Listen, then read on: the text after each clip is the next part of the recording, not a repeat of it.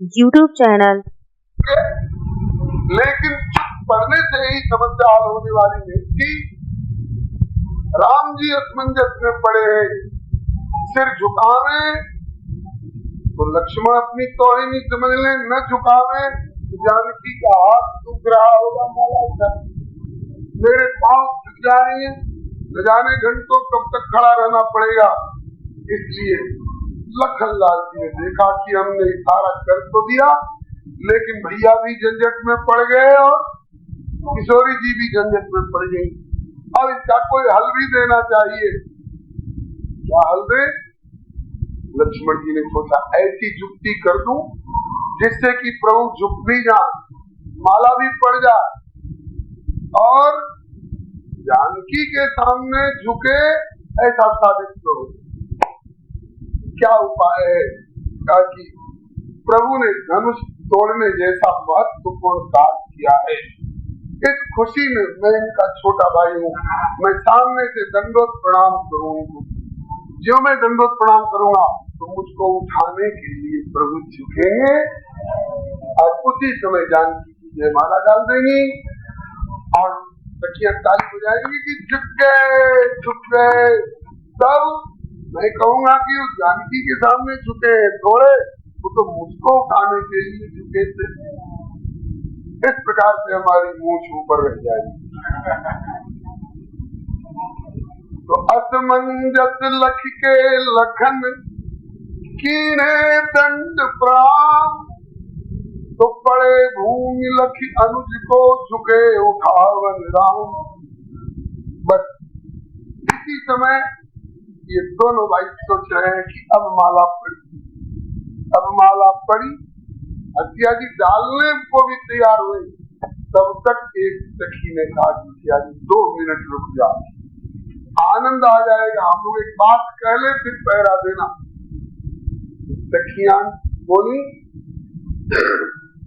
प्रणत लखन भू पर पड़े, प्रभु झुकी रहे उठाए। तुझी की चतुर सहेलियां बोली जुक्ति बनाओ, कि पहले तो झुकते न थे दिए सन्मुख रघुनाथ, अब तो दिए के चरण पर झुके पड़े 2 भ्रात। सियावर रामचंद्र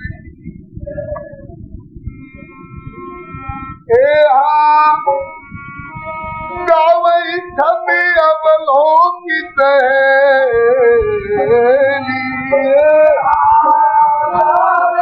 छवि अवलोकित रमतिय जयमाल राम मेरी, रमतिय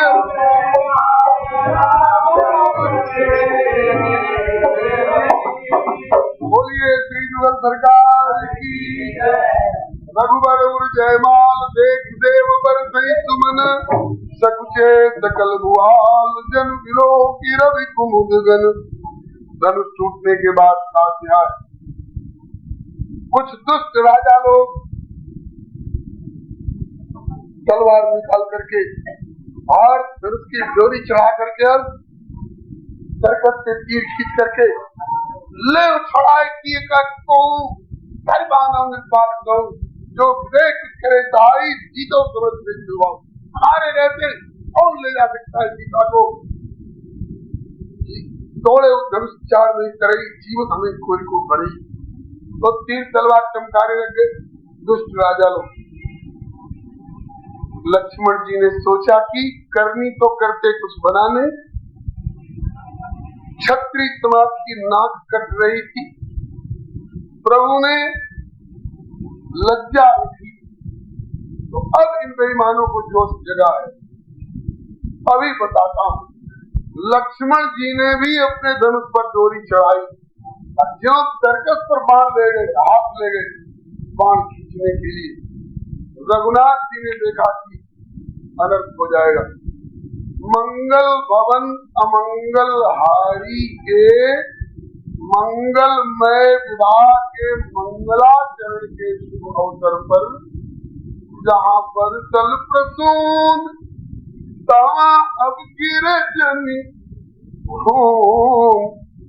अब खून की वर्षा होगी।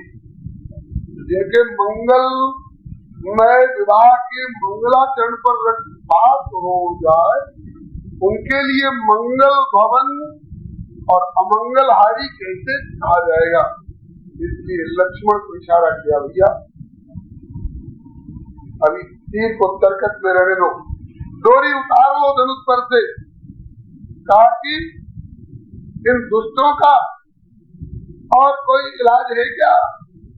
प्रभु ने कहा कि भैया इससे बढ़िया उपाय, बढ़िया इलाज अभी मना रहा हूँ। तब तक ते ही अवसर सुन शिव धन भंगा, आए भृगुकुल कमल पतंगा। परशुराम बाबा ते ही अवसर, यही अवसर छनने वाला था, ते ही अवसर। उसी समय परशुराम बाबा आए, अरे एक बार बोले नहीं अभी कुछ, एक बार देखे सभा के वो, अब सबकी तलवारें म्यान में चली गई, सबके तीर तरकत में चले गए, सबके धनुष की डोरी उतर गई, धनुष सीधा हो गया, उनकी कमर झुक गई। पितु समेत कही कही निज नामा, लगे करन सब दंड प्रणाम। लक्ष्मण जी ने कहा कि तो बहुत बढ़िया जड़ी आ गई। हल्दी लगी न फिटकिरी, चढ़ गया चोखो रंग। परशुराम और राम को अजब अनोखो ढंग। आज थोड़ी देर तक कुछ चक चुक वाली बात हुई, और उसके बाद एक इशारा कर दिया, प्रबंध के आई सवाई हो मेरे पूर्वज भृगु जी का चरण चिन्ह दिखा रहे हैं, आप नारायण हैं, नारायण राम रमा चाप आप नहीं चली गए। इसमें बड़े बड़े भाव है, नहीं कहेंगे अभी, इसमें अभाव के कारण परशुराम का संदेह मिट गया, आप तो नारायण हो। क्योंकि एक धनुष शिव का बिना टूटा और एक धनुष वैष्णवी सारंग नारायण का, जिसे भगवान के सिवा कोई उठा नहीं सकता है। और आपके हाथ से जाते ही अपने आप चढ़ गया, आप नारायण हो तो हमारे अपराध को क्षमा करना। परशुराम जी ने क्षमा याचना की और विदा हो गए। लक्ष्मण जी सोच रहे थे कि आप तो दोनों तरफ से आपत्ति, कैसे? बोले असमंजस में लखन, दो दिशि रोष कलेश, टूटे धन भृगुपति दुखी, और बिनु टूटे मिथिले। हम लोगों को दोनों तरफ से फटकारा जा रहा है, नहीं टूटा धनुष तो जनक जी पक्का रहे थे कि गिर ही नहीं, अब टूट गया तो परशुराम बाबा फरता फटका क्यों? तो अब तोड़े तो क्यों तोड़ा, नहीं तोड़े तो क्यों नहीं तोड़ा, हम क्या करें? कहा कि अब तो झगड़ा खत्म हो गया, परशुराम बाबा विदा हो गए। अब क्या होना चाहिए? जनक कीन कौशिक प्रणामा, प्रभु प्रसाद धन भंजे रामा। मोई कृत कीन दो भाई, अब जो उचित तो कहिए वो साई। अगर विश्वामित्र बाबा कह देते और कह भी दिया कि आपकी प्रतिज्ञा के अनुसार टूटते ही धन भयो विवाहु सुरनर नाग खाऊ, चाहो पर सीता को अभी हम ले जाकर जिसकी छाती उसको सौंपे, कोई रोक नहीं सकता था। लेकिन विश्वामित्र बाबा ने सोचा ऐसा करने से दोनों पक्ष का आनंद फीका पड़ जाएगा।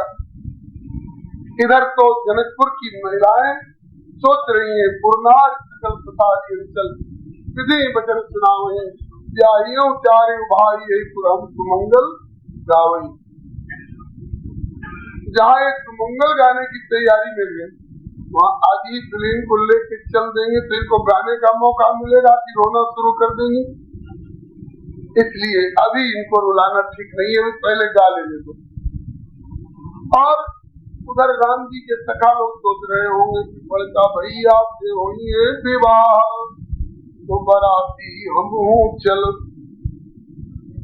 जब आज ही दुल्हन पहुंच जाएगी तो बाराती कहाँ जाएंगे, इसलिए दोनों तरफ कान फीका पड़ जाएगा। आज अगर लेके चल देते हैं तो इसलिए हम बोले कि नहीं नहीं, यद्यपि टूटत ही धनु भरवाओ तदप जाय करो व्यवहार, पूज विप्र कुल वृद्ध गुरु वेद विद आचार, और दूसरे अवधपुर पठ बहु जाई, जो आन नृप बुलाई। इसके बाद निमिकुल रघुकुल मिल रचे, मिथिला अवध उधार, पूर्वक संपन्न हो किए रघुवीर विवाह। इसके आगे मची मिथिला नगरिया की गली गली तोर, मची मिथिला श्याम दुल्हा रघुनंदन लली बोल,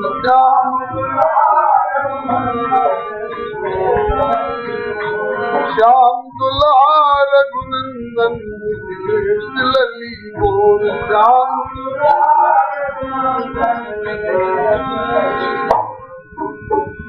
जनक जी विनय करके समझी जी बुलाए हैं, जनक जी विनय करके समझी बुलाए जी।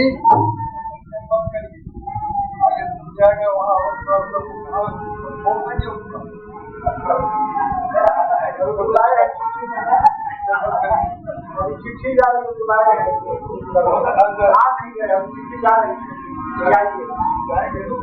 अभी दूध जा रहे हैं, अभी दूध चल रहे हैं। महाराज जी समझ रहे कि चट मंगनी पट गया। जनक जी विनय करके समझी बुलाए,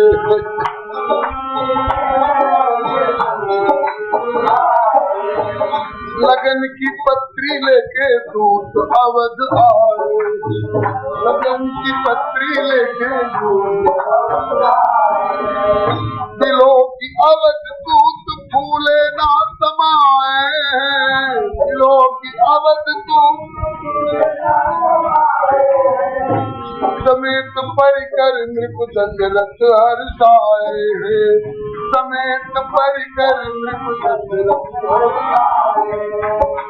अब तो अगहन हेमंत तिथि पंचमी अजोर, अब तो अगहन हेमंत तिथि पंचमी होवे भावरी कर राम मौसिया के गति जोर, होए भावरी कर राम मौसिया। मची मिथिला नगरिया की गली गली तोर, मची मिथिला नगरिया की गली गली तोर, श्याम दुल्हा रघुनंदन लली बोर, श्याम दुल्हा।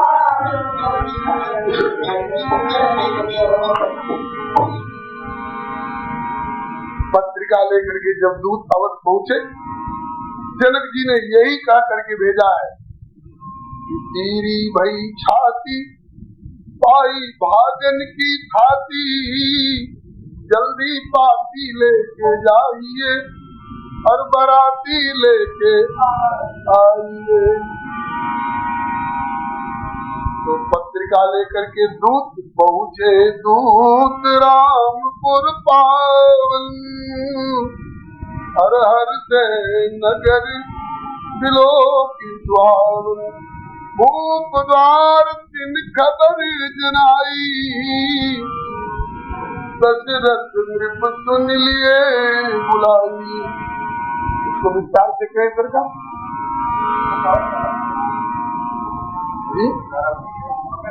11 नहीं 12 बजने वाले, मतलब अभी यही विश्राम दे दे और पत्रिका 3 बजे जाएगी। बहुत बढ़िया। हाँ, ये हड़बड़ी वाला प्यार ठीक नहीं है, इसलिए जम के होगा। बोलो भगवत भगवान की। पत्रिका आ गई है, दूत अवध देख करके प्रसन्न हो गए। ब्याह में 3 चीज मुख्यतया देखी जाती है, जो घर बर कुल, घर बर और कुल, जो घर बर कुल होई अनुपा, सब करी विवाह सुधाय अनुरूपा। पर तो लोग देख चुके हैं मिथिला में, बहुत बढ़िया। और कुल खानदान भी हंस बंस जनक जाते, घर ही पर थोड़ा संदेह था, पता नहीं कैसा घर होगा। लेकिन यह भी संदेह दूर हो गया कब, जब पहुंचे दूत रामपुर पावन, तो हर से नगर दिलो की सुहावन। भूप द्वार तिन खबर जनाई, दशरथ नृप सुन लिए बुलाई।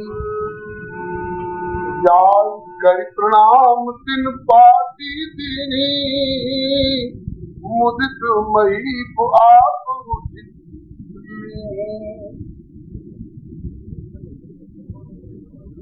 पत्रिका को उठ करके लिया। तरीका नहीं है जो चक्रवर्ती सम्राट कहीं से आई हुई पत्रिका को स्वयं अपने हाथ से ले, वो क्रम क्रम से पहुंचती है राजा के हाथ, और राजा खड़ा होकर के नहीं लेता है। लेकिन वारे जनकपुर की गौरवशालिनी पत्रिका चक्रवर्ती सम्राट भी उठ करके खड़ा होकर के उस पत्रिका का आदर करता है। क्यों? विदेह राज ज्ञानी शिरोमणि। अरे राजा पने में भले हम चक्रवर्ती हो, लेकिन आध्यात्मिक जगत में जितनी पहुंच विदेह राज की है, मैं उनके सामने कुछ नहीं। मैं देह नगरी का राजा हो चुका हूँ, मैं विदेह नगरी से। वैसे दशरथपुर भी देह नगरी नहीं है, यह भी अलौकिक वैभव है प्रभु की श्रीधाम का अवतरित। वो तो हम लोग विनोद में कहा करते हैं, कहीं न जाए कृष्णनगर विभूति, जन्म इतनीय वहाँ तो विरंच करतूती। और हमारे जनकपुर में विधि भयउआ चरित भी देखी, निज करनी कचुकतों न देखी। चौपाई से ही आप लोग फर्क समझ लीजिएगा। ये अयोध्या में और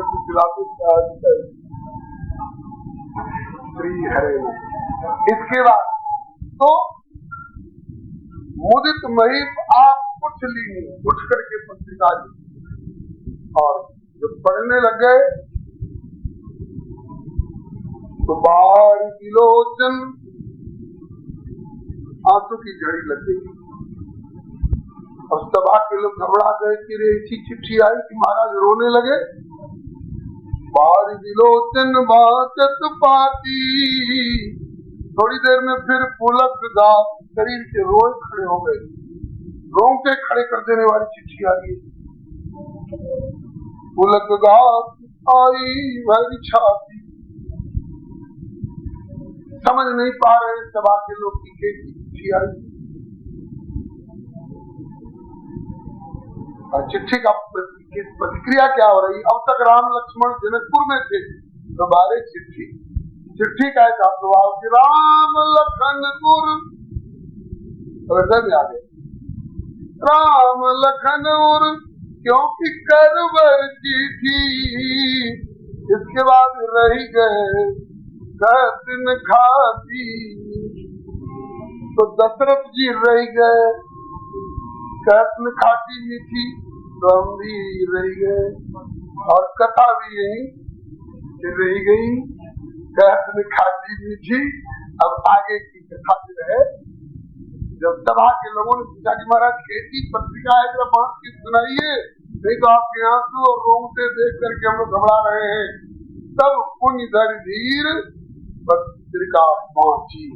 तो अब पत्रिका पहुंचने वाली कथा 3 बजे से YouTube चैनल श्री हरे नमन को लाइक शेयर सब्सक्राइब करें। धन्यवाद।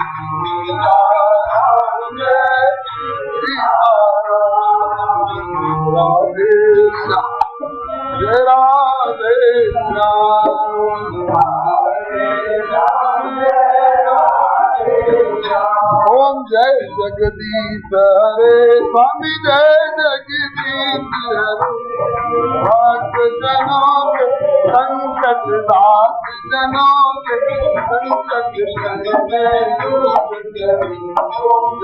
जगदीश हरे जो प्यारे फल पावे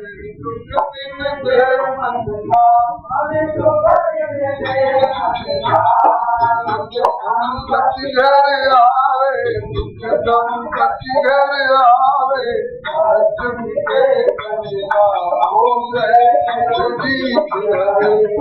माँ का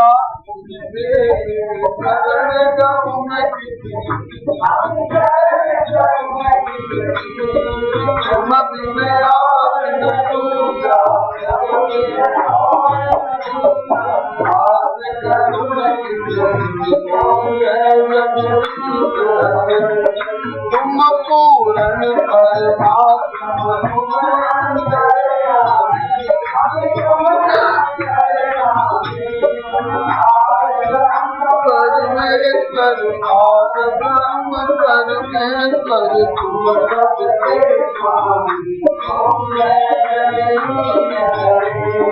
तुम करुणा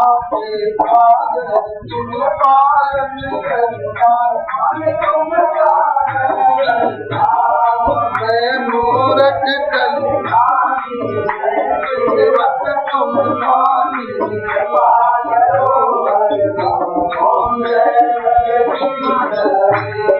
तुम हो एक अगोचर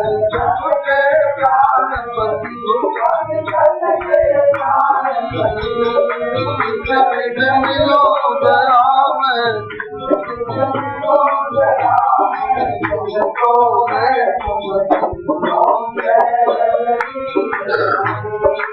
दीन बंधु सुप्रहरता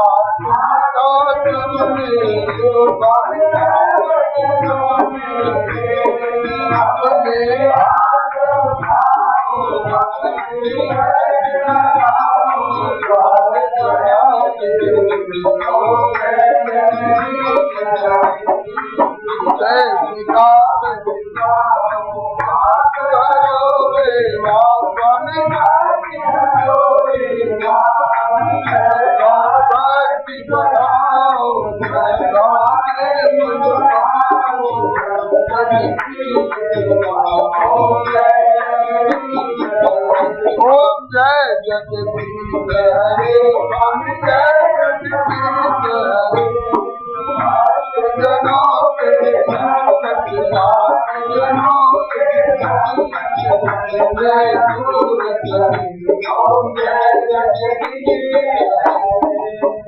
श्री राम कृष्ण भगवान की श्री अयोध्यानाथ की श्री वृंदावन बिहारी लाल की श्री वैकुंठनाथ की श्री प्रहलाद की श्री गौरी शंकर भगवान की राम कृपया श्री हनुमंत लाल की श्रीमद गोस्वामी श्री तुलसीदास जी महाराज की श्री सीताराम विवाह महोत्सव की श्री गुरुदेव भगवान की श्री गोस्वामी जी महाराज की श्री सर्व संत वैष्णव भगवान की जय जय श्री सीता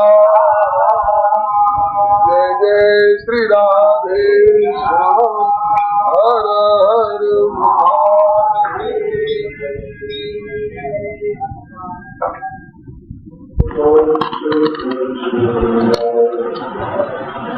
मानस निवासाय श्री रामचंद्राय विश्व सर्ग विसर्गादिनवलक्षण लक्षितम्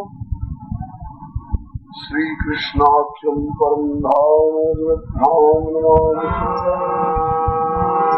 वागीशाय वदने लक्ष्मीर्यक्षसि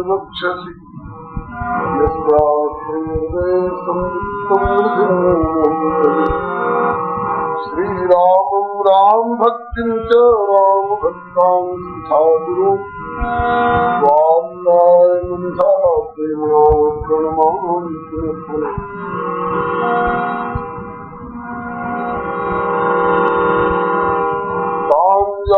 की विरह वेदन भोगान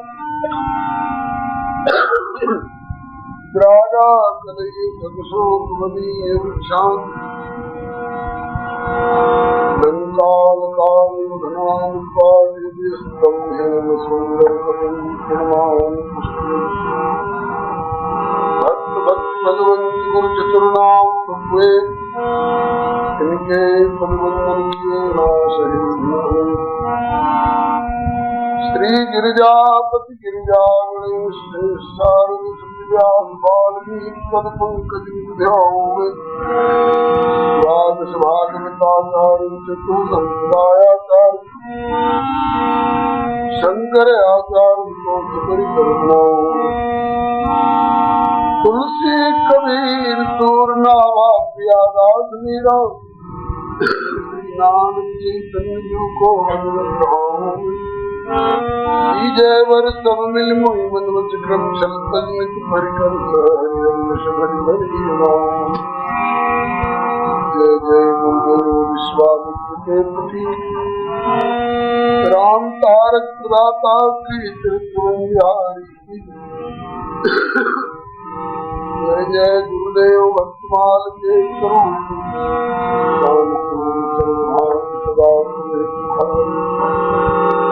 जय जय गुरुदेव आकृति जमुना तटोकटया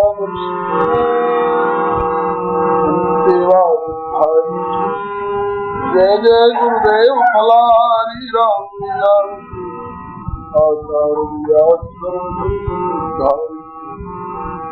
बोलिए प्रेम से श्री भक्त भक्त भगवान की श्री गुरुदेव भगवान श्री आचार्य चरण की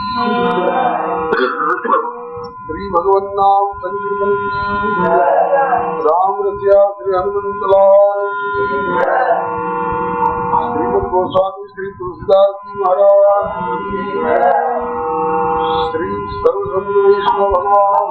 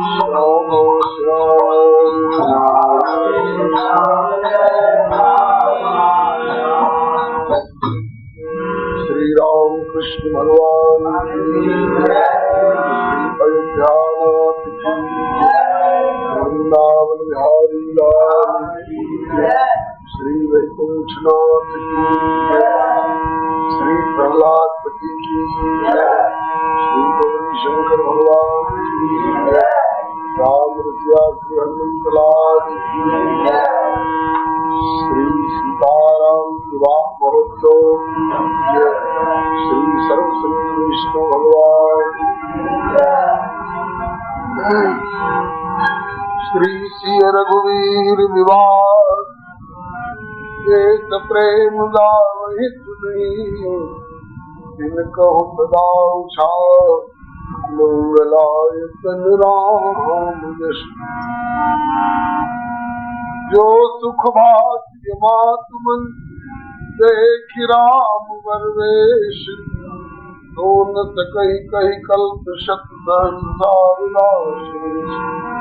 मेरे मिथिला देश में हरिधारे दुर्लभेश याते यही उपासना चाहिए हमें हमेशा। श्री प्रभु कृपा से श्री रामचरितमानस नवान्य यज्ञ का आज चतुर्थ दिवस है। पूर्वान्ह की बैठक में धनुर्भंग एवं जनकपुर से श्री अवध के लिए पत्रवाहक दूतों का पहुंचना, यहाँ तक की कथा वर्णन हो चुकी है। अब अपराह्न की बैठक में आगे की कथा प्रारंभ होने जा रही है। आप लोग अपने अपने स्थान पर शांति पूर्वक विराजमान रहकर समाहित कथा का श्रवण करें।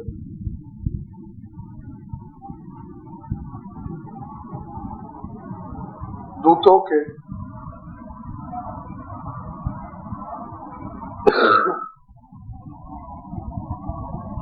शुभागमन से और पत्रिका प्राप्ति से श्री चक्रवर्ती जी को बड़ा भारी हर्ष हुआ।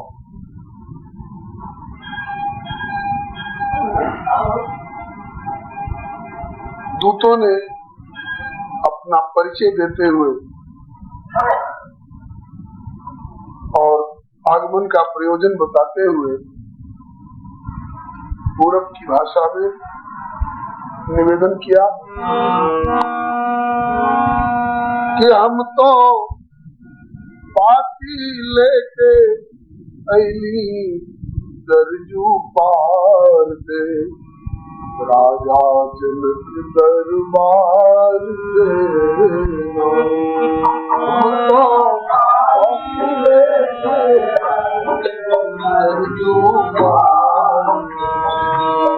राजा जनक दरबार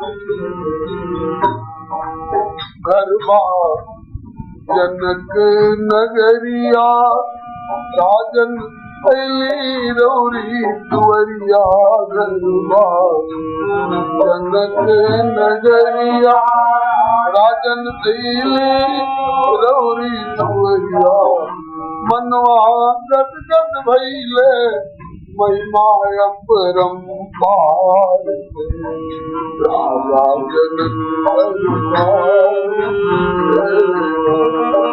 मनवा गद गद भइले महिमा अपरंपार राजा जनक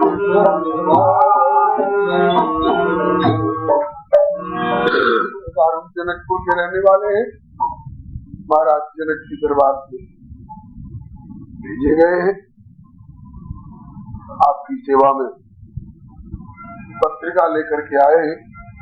पत्रिका आप अपने आप को पढ़ेंगे ही, मुझे भी पत्रिका का प्रयोजन बताए बिना नहीं रहा जा रहा है, इसलिए संक्षेप में निवेदन कर रहा हूँ।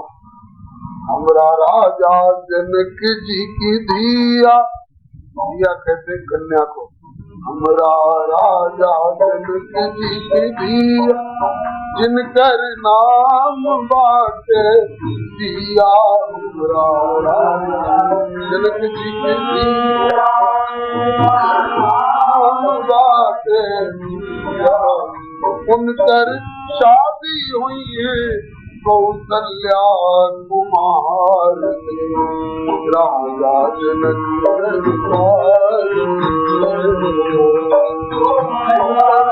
शादी हुई है कौशल्या कुमार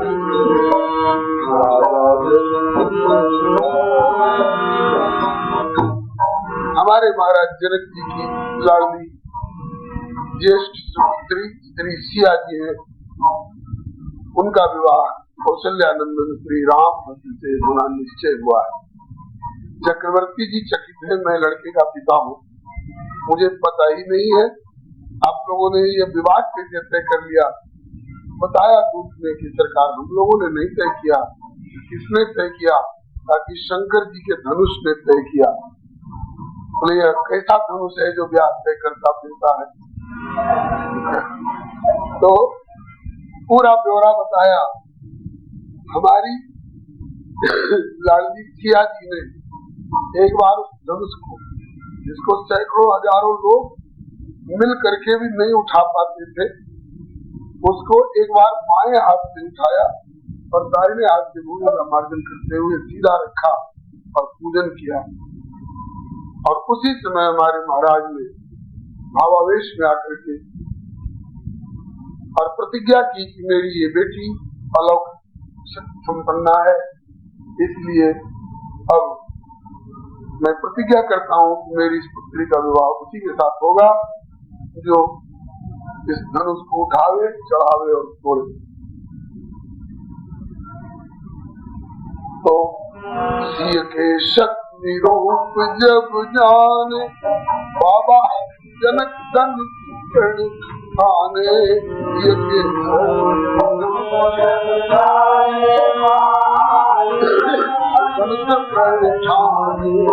बाबा जनक धनुष प्रणठाने, बाबा जनक रचना रचले या स्वयंवर के विचार राजा जनक दरबार, रचना रचले या स्वयंवर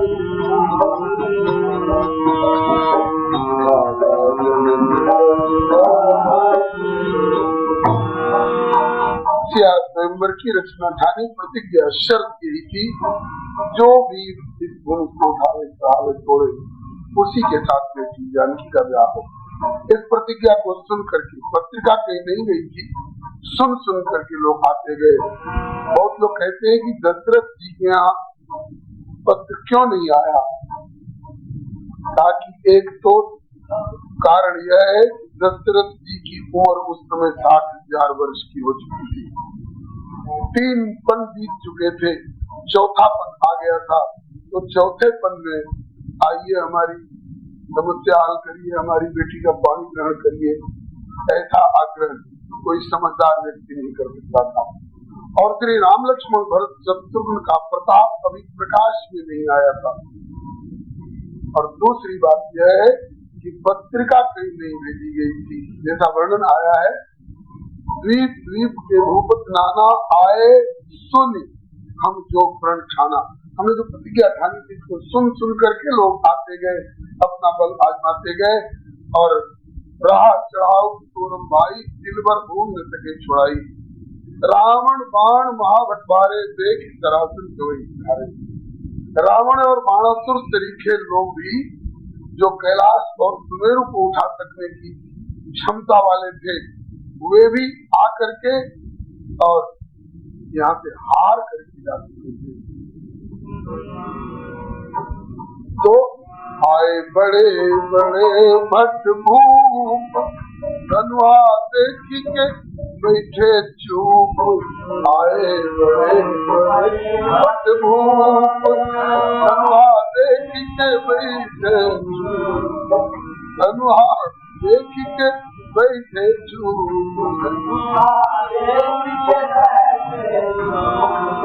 दिल भर धनुष उठल ना कोनो वीर बरिया,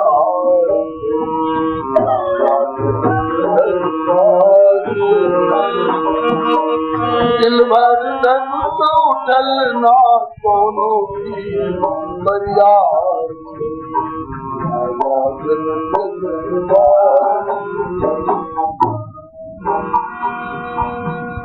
किसी के धनुष हिला तक नहीं। फिर हमारे महाराज निराश हुए, क्या बेटी कुंवारी तो नहीं रह जाएगी, वीर विहीन हो गई पृथ्वी क्या।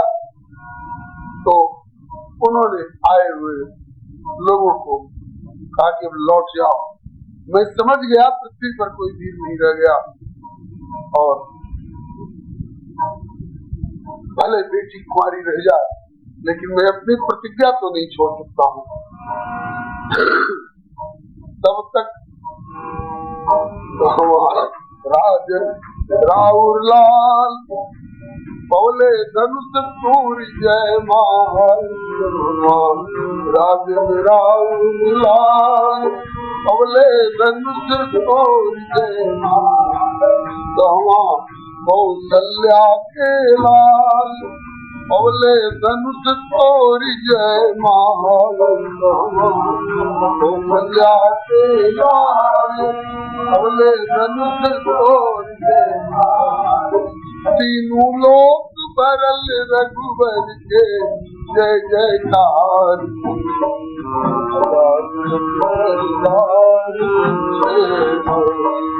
तीनों लोक भरल रघुवर के जय जयकार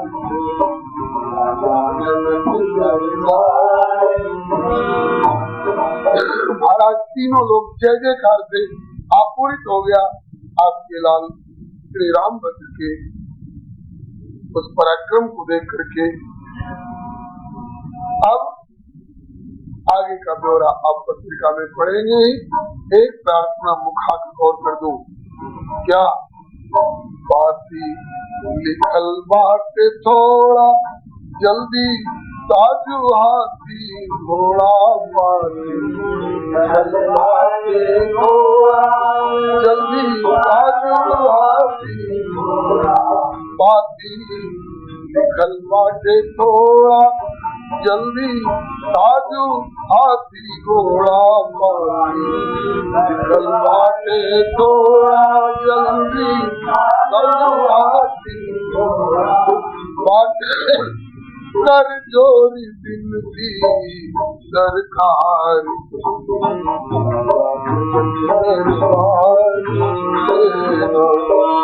बाटे कर जोरी बिनती सरकार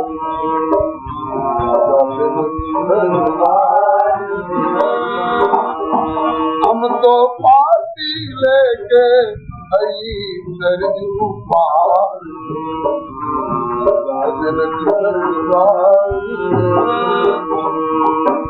तो पार्टी लेके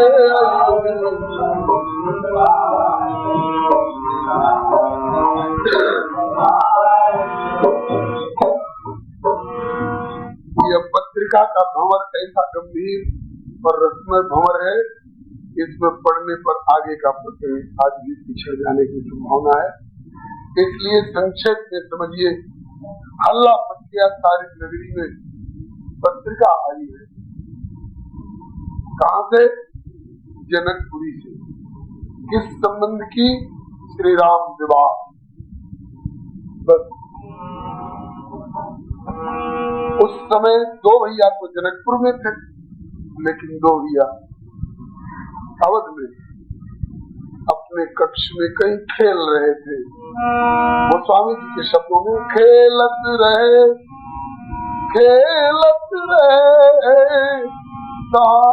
सुधि पाई आए भरत सहित भाई। अपने प्यारे छोटे भाई शत्रुघ्न के साथ भरत जी कहीं खेल रहे थे। इसमें भी एक पूर्व पक्ष बनता है। लोग कहते हैं कि श्री भरत श्री राम जी के बड़े गूढ़ स्नेही अनुरागी भाई है। भैया के वियोग में इनको खेलना कैसे अच्छा लग रहा है। तो इसका उत्तर संत लोग देते हैं, खेल तो रहे हैं, लेकिन जैसा कैसा खेल नहीं खेल रहे हैं, ऐसा खेल खेल रहे हैं कि प्रभु के वियोग में भी संयोग की अनुभूति हो। भक्तों का खेल भी अलौकिक होता है। जैसे श्री कागभूषुंडी जी कहते हैं, मैं भी बचपन में खेला करता था, लेकिन क्या खेलता? ताकि खेलूं तो बालकन मीला, करूं सकल रघुनायक लीला। इस पर एक संभाव था रहते, मुझे बड़ा प्रिय लगा। ताकि राम जी भगवान है, पर राम जी आगे की चरित्र में कहते हैं कि सुनो प्रिया प्रति रुचिर सुशीला, मैं कछु कर विललित नर लीला। तो कहा वही जब राम जी नर लीला करेंगे, तो नर कौन लीला करेंगे? बोले कि करो सकल रघुनायक लीला। बोले राम जी नर लीला करें और नर राम लीला करेंगे। बोलो भगवत भगवान की। जब नर रामलीला करने लग जाएंगे, रामलीला अनुभव अभिनय के रूप में, तो उस सिलसिले में राम की लीला की अनुभूति इन आंखों से नहीं तो कम से कम अंतःकरण में तो होगी ही। तो शरीर से हम चाहे प्रभु से दूर हो, लेकिन अगर उनकी लीला का संपर्क हो जाए तो हम बिल्कुल निकट हो जाते हैं प्रभु के। ग्वालियर वाले बाबा सरकार दो चार शब्दों की व्याख्या किया करते हैं अक्षरों का उलट फेर करके। हमें वो क्रम बड़ा प्यारा लगता है। कहते दुनिया वालों तुम लाभ चाहते हो ना? कहा हाँ, लाभ कौन नहीं चाहता है, लाभ जरूर चाहते हैं। कहा लाभ चाहते हो तो काम भी तो करो जिससे लाभ मिले। बोले काम क्या है? बोले इसी में लिखा हुआ है, दो ही अक्षर तो है, इधर से पढ़ो तो लाभ और उधर से पढ़ो तो तुम भला करो। इधर से तुम भला करोगे तो उसी को पलट करके प्रभु लाभ दे देंगे। भला करोगे तो लाभ होगा ही। ऐसे ही एक और दूसरे शब्द की भी व्याख्या करते हैं। जी वो तुम ईश्वर की दया चाहते हो? बोले हाँ, ऐसा काम भी तो करो जिससे ईश्वर की दया हो। वो काम क्या है? बोले इसी में लिखा है, इधर से पढ़ो तो दया और उधर से पढ़ो तो याद। तुम अपनी तरफ से याद, प्रभु की याद करो तो पलट करके वह प्रभु हमारे ऊपर दया कर देगा। ऐसे ही एक तीसरे शब्द की व्याख्या श्री कबीर बाबा का एक दुआ है कि लाली लाली मेरे लाल की, जित देखो तित लाल, लाली देखन में गई तो मैं भी हो गई लाल। कौन लाल? दशरथ लाल, नंद लाल, जो कह लीजिए उस लाल की लाली, उस भगवान की भगवत्ता सत्ता माता सर्वत्र परिव्याप्त है। आप चाहते हो कि उस प्रभु की लाली हमारे जीवन में भी आवे, तो इसके लिए क्या करना होगा? इधर से पढ़ो तो लाली और उधर से पढ़ो तो लीला। भगवान के लीला का संपर्क हो, चाहे श्रव्य काव्य के रूप में चाहे दृश्य काव्य के रूप में, तो यह प्रभु की YouTube चैनल श्री हरे नमः को लाइक शेयर सब्सक्राइब करें। धन्यवाद।